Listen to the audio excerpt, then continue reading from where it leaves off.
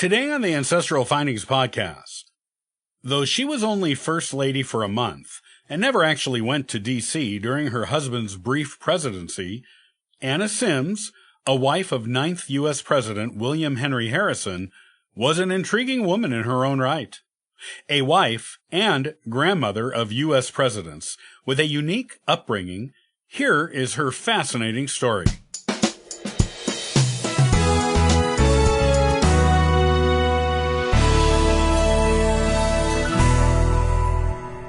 Wife of 9th U.S. President William Henry Harrison, Anna Tuthill Symmes Harrison was the First Lady with a list of interesting distinctions. First of all, she was First Lady to the shortest-serving U.S. President, as her husband only served about a month of his term before dying of a malady he caught while giving his record-breaking long inauguration speech outside in the rain, in winter. Second, at age 65, when her husband took office, she is the oldest woman to ever become First Lady for the first time. Third, she was the first First Lady to become widowed while in the White House. And fourth, she was the last First Lady to be born in the United States while it was still a British colony. But don't make the mistake of thinking these interesting historical tidbits are the only things that make Anna Harrison a person worth historical study. She was quite the woman in her own right. Anna was born into a wealthy family in New Jersey on July 25, 1775. Her parents were John Cleves Symmes, a local judge, and Anna Tuthill. John was Chief Justice of the New Jersey Supreme Court at one point, and later became a prominent landowner in Ohio.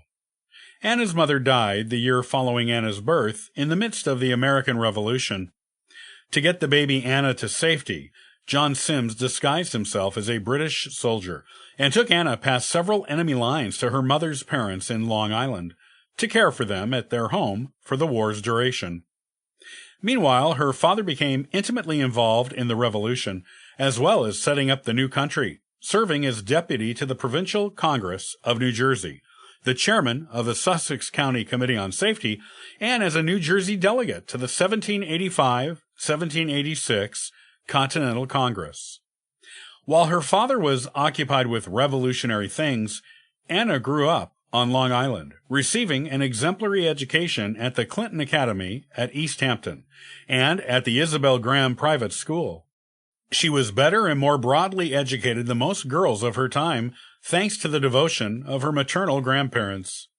Eventually, Anna's father remarried, and after the war, when Anna was 21 years old, she moved with him and his second wife, Susanna Livingston, daughter of New Jersey Governor William Livingston, to Ohio, to help settle the wilderness there for the new nation. The following year, 1795, Anna went to visit some relatives in Kentucky. It was there she met Lieutenant William Henry Harrison, who was in town on military business. The attraction between Anna and William was instant and considerable. However, Anna's father did not approve of their courtship, as he did not want his daughter to be a military wife and subjected to the hardships of living in frontier army camps. He demanded the two stop seeing each other. As often happens with young love, however, they did not let parental disapproval stand in their way. Anna and William continued to see each other behind her father's back. Later that same year they met. Anna's father went away on business, and Anna and William took the opportunity his absence offered and eloped. They honeymooned at Fort Washington because William was still on duty and stationed there. It was not until 2 weeks after the wedding, at a farewell dinner for General Mad Anthony Wayne, that John Symmes was able to confront the new couple about their secret marriage. He demanded to know how William intended to support his daughter. William replied, "By my sword and my own right arm, sir." John had no choice but to accept the marriage, as both parties were of age. But he did not like it, and he did not like William for a long time. It was not until years later, when William had made a brilliant name for himself as a career military officer, including shining during the War of 1812, that John came to grudgingly respect his son-in-law. Anna and William had 10 children together, 9 of whom lived past childhood. However, 5 of those 9, though they grew up, did not outlive their parents. While in the military, William also had a brilliant civilian career, serving in the U.S. Congress as a territorial delegate from Ohio and as governor of Indiana. After the War of 1812, Anna hoped her husband could finally retire from both military and public life, but he had too many admirers to be left alone for long at that point. Without really trying, he found himself a candidate for U.S. president in the 1840 elections, and his popularity as a military hero gave him a landslide victory. Anna was not exactly pleased with this win. She is quoted as saying, upon hearing of his presidential victory, "I wish that my husband's friends had left him where he is, happy and contented in retirement." When William was inaugurated, Anna was ill at home, and thus did not go with him to Washington, D.C. She intended to go later when she was recovered.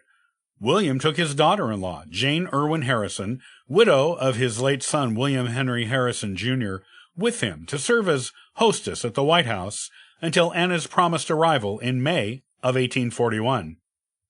Jane was not the only one to make the journey to the nation's capital to see their relative become U.S. president. 6 other relatives went with them. Anna was packing to leave to join them when word of William's death reached her via letter, so she never went to Washington, D.C. when her husband was president. She was First Lady in name only, and had every intention of being a real one, but never got the chance. However, during William's brief time in office, no one questioned that Anna, there or not, was the nation's First Lady. After William died, Anna lived the rest of her life in Ohio with her son, John, and helped him raise his children. One of those children, Benjamin, would later become President of the United States as well, just like his grandfather. Anna died 23 years after William in 1864, at age 88, and was buried beside him at the William Henry Harrison Tomb State Memorial in their hometown of North Bend, Ohio.